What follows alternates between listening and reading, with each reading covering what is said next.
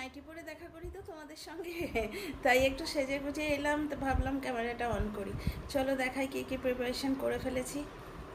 এই দেখো, রসুন কুচি, জিঞ্জারগুলো ছোট ছোট করে চপার দিয়ে কাটা হয়েছে, বুঝতে পারছো তো? চপার দিয়ে খুব ফাইনলি চপড হয়।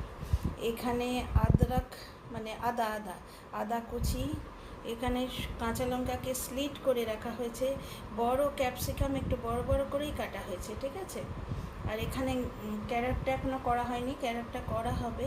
এখানে জিঞ্জার ছোট ছোট করে, মানে এখানে জিঞ্জারটা হচ্ছে যে জিঞ্জারগুলো এগুলো স্লাইড করে রাখা হয়েছে, বুঝতে পারছো। আর এখানে জিঞ্জার কুচি, মানে ঝালের জন্যে।